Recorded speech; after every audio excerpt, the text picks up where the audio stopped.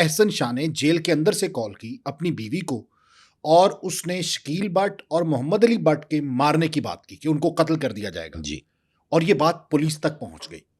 ये कैसे पहुंची थी? इंफॉर्मेशन नेटवर्क, हम्म, पुलिस का इंफॉर्मेशन नेटवर्क कभी भी किसी दौर में भी, खा वो डिजिटल दौर या आपका जो एक फिजिकल इंटेलिजेंस नेटवर्क था, हम्म, पुलिस से हमेशा मुलज़म बेशक आगे आगे भागता रहता है, लेकिन पुलिस ताक़ुब में रहती है और उसके मुतालिक बिल्कुल होशियार होती है। पता होता है पुलिस को कि हमारे राइट लेफ़्ट क्या हो रहा है। अगर पुलिस बेखबर हो जाए और वो नींद में, ख्वाब में चली जाए, तो फिर जराइम पेशा तो बाजी ले जाएंगे। अच्छा, आपने बताया था कि जो सुसर है एहसन शाह का, जी। उसने बताया था शकील बट को, जी। क्योंकि शकील बट के ताल्लुकात रहे थे जी, एहसन उनके शाह की बड़े बीवी से। घरेलू ताल्लुकात थे, बहुत ओके। ही करीबी, बहुत करीबी घरेलू ताल्लुकात थे। और किसी हद तक आप ये भी कह सकते हैं कि वो एक बड़ी कोई पाकीज़ा सी दोस्ती भी थी। हम्म, मतलब उसे आप मनफ़ी अंदाज़ में नहीं, पॉज़िटिव अंदाज़ में लीजिए। वो शकील भट्ट की बहुत इज़्ज़त करते थे। हम्म, एक तरह से शकील एक भट्ट जो घरेलू है, ताल्लुक बन चुका जी, था। घरेलू ताल्लुक बन चुका था। उन्होंने ये नहीं बताया कि क्या हुआ है। हम्म, उन्होंने ये बताया कि आप ज़रा चौकन्ना हो जाइए, क्योंकि फाइनली वो तो बेल आउट होगा, उसने वापस आना है, क्योंकि वो बराह रास्त तो मुल्ज़म नहीं है, हाँ, मुखबरी का कॉन्स्पिरेसी में है, हम्म, मुखबिरी का है, तो वो किस हद तक प्रूव हो सकेगी, ये तो फिर एक सेकेंडरी चीज़ है। तो आप ज़रा मोहतात रहें। फिर ये अलर्ट हो गए, हम्म, शकील अलर्ट हो गए और इन्होंने फिर उसकी बाल की खाल वाली बात होती है, फिर उन्होंने मुकम्मल जब मालूमात लीं, तो वो वॉइस नोट जो था, वो इन्होंने खुद सुना।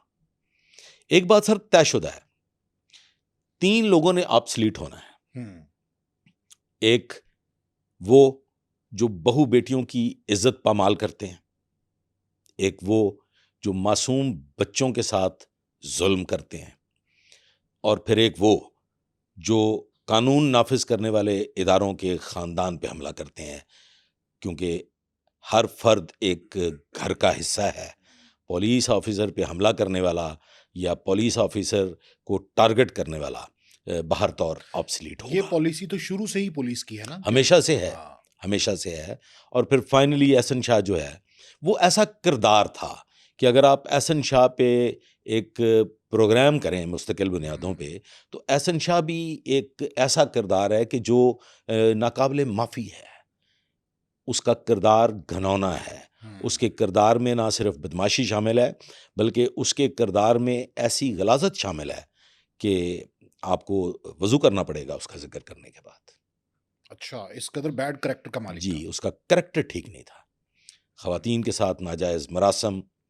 और मैंने शायद आपके पिछले एपिसोड में ये गुज़ारिश भी की हो कि एहसन शाह ख़्वाहिशमंद था किंग बनने का, और अगर एहसन शाह का वो जो कॉन्स्पिरेसी उसने की थी, अगर वो ओपन ना होती, अगर ये चीज़ें सबके हाँ, सामने ना और आ अमीर जाती, मसहब अमीर फतेह उस पे रिलाय करते फिर। उस पे इतना रिलाय करते कि वो शायद, चूँकि अमीर मसाब और अमीर फ़तेह बिल्कुल मम्मी-डैडी बच्चे थे, बाहर से पढ़े हुए। और उनको यहाँ की सियासत का कतई इल्म नहीं था, ना वो लोगों को उस हद तक जानते थे, जिस हद तक बालाज के इल्म में आ चुका था।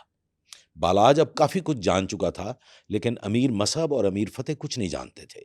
तो उनको फिर एक ही सहारा था, एक कैसर बट्ट हम्म, और दूसरा एहसन एहसन शाह। शाह।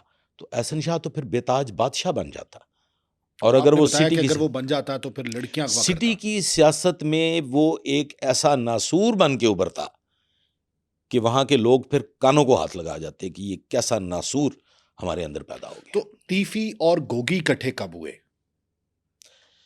तीफ़ी और गोगी रिश्तेदार हैं, बहुत करीबी हैं। तीफ़ी और गोगी की जो मोहब्बत है, उससे कौन इनकार कर सकता है? ये तो अज़ल से तारीफ़ गुलशन उर्फ़ तीफ़ी भट्ट की मौत तक इनके दरमियान एक बड़ा मोहब्बत का रिश्ता, और नो डाउट कि गोगी भट्ट तारीफ़ गुलशन को अपना बाप मानता था।